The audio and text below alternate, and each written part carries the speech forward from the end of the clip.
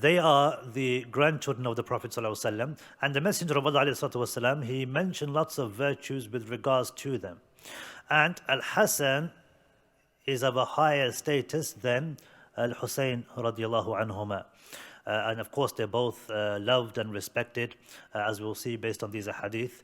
From the virtues of Al-Hasan radiallahu an is that the Messenger of Allah, he said, "In nabni hada sayyid." Regarding Hassan, he said, "This son of mine," by son he means grandson because it's from his his daughter's son, so that's something which they say in Arabic. He said, "This son of mine is going to be a leader. وَلَعَلَّهُ يُصْلِحُ بَيْنَ فِئَتَيْنِ عَظِيمَتَيْنِ مِنَ الْمُسْلِمِينَ." And I hope that one day he will rectify and cause harmony between two large groups of Muslims in the future. Rectify between them, reconcile between them.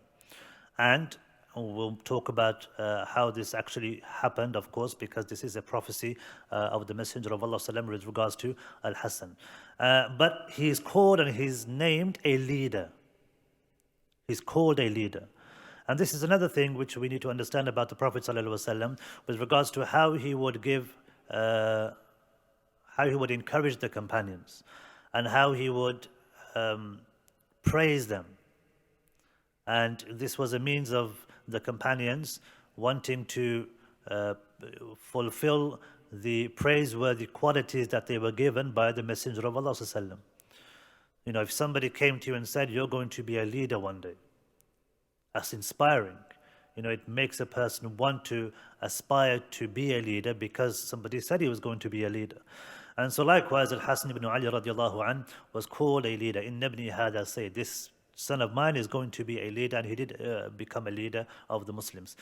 Also, the Messenger of Allah said that these two, meaning Al-Hasan and Al-Husayn, are Sayyida Shabab Ahl al-Jannah. They are the leaders of the young men of paradise.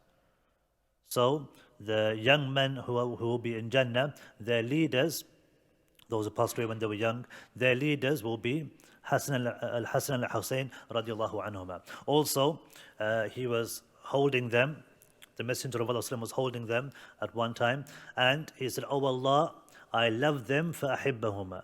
So love them. "Oh Allah, I love them, I love these two, so love them." And so this shows us that it's incumbent upon us also to love the grandchildren of the Prophet ﷺ, Al-Hasan and Al-Husayn. And with regards to Husayn, the Messenger of Allah, he said, "Husaynu minni wa ana min al-Husayn." Husayn is from me and I am from Husayn. Allah loves whoever loves Husayn. And so this is hadith Tirmidhi graded Hasan, which shows us this virtue of Al-Husayn radiallahu an, showing us how the Messenger of Allah exclaimed his love for his grandchild. And also what we can learn from this hadith is the importance of showing and expressing our love for someone if we love them. This is from the Sunnah of the Prophet ﷺ. How many times have we heard about him saying to somebody how he loves them? And this is a clear example of the Messenger of Allah ﷺ expressing his love for Al-Husayn and making it clear and telling others. And this is something which I think sometimes we tend to neglect. Sometimes we're a bit embarrassed or ashamed, to say "I love you" to our family members, spouses, children, etc. It's like as if part of us disappears or eats away or something, or it starts hurting if we express this love. So it's something I think which we can take from the Messenger of Allah alayhi salatu wasalam.